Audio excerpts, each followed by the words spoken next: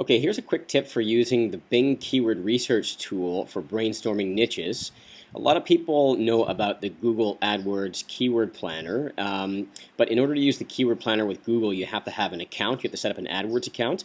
If you don't have one, I highly recommend you do it. You don't have to actually run an AdWords campaign. All you have to do is set up the account, and then it's free to use the keyword planner.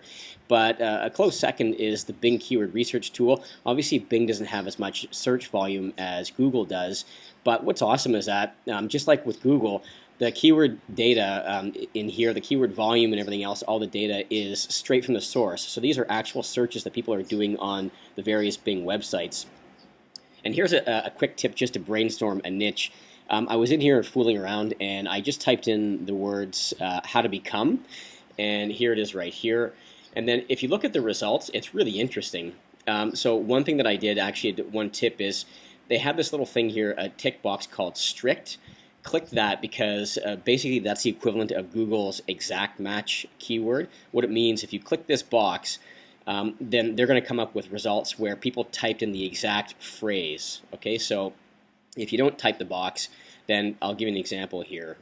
Going down, so when you see here how to tie a tie, there was 148,404 exact searches for this phrase. If you don't tick strict, then there could be a bunch of variations of this keyword. So it could be, how to tie a blue tie, how to tie a red tie, how to tie a fancy tie, that sort of thing.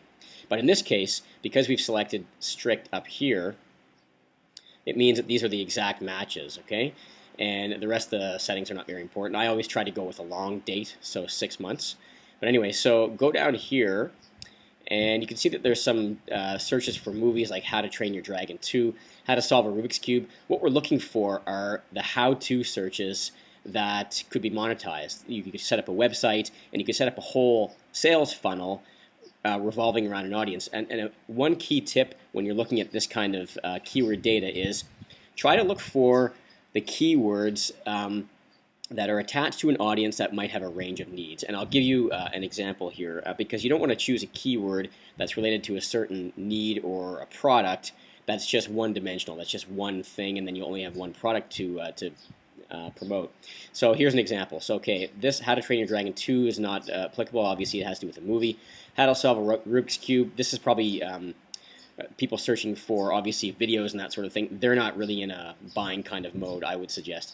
How to write an essay will be a good one because this is probably a lot of college students who are looking for help. And college students, as you know, have a lot of other needs. So if you were to start up a website related to how to write an essay and give away some good free content, you could not only create your own information product on how to get better grades, on that sort of thing, but college students have dating needs, all sorts of other needs as well because of the stage of life that they're in. How to tie a tie is not a good one either. How to lose weight fast, that's obviously a great one. Not this one. How to play poker is another great one because that has to do with gaming, so you could expand that out to an entire gaming kind of sales funnel or business. How to get rid of fruit flies, probably not so good. How to lose belly fat, that's obviously another good one. How to draw is obviously another good monetizable one because it's related to art. How to make loom bands, I'm not even sure what that is. We'll stay away from this one. This is a G-rated video. How to get away with murder TV show, that's also not very good. So let's go down here. How to write a resume is another good one because that one has to do with finding a job. So if you were to start a resume website, you could expand that to include all job hunting related tips. And on and on. Bed bugs, let's just see. I'll try to pick out a couple of other good ones. Again, how to write a cover letter, same thing. Cover letter, resume, all about finding a job. And it probably has to do with younger people as well, who have a range of needs.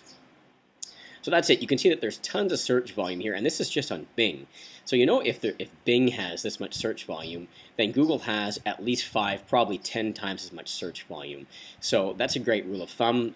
Anyway, those are some tips. There's some really great potential niches in here. If you have any questions or comments, please leave them below.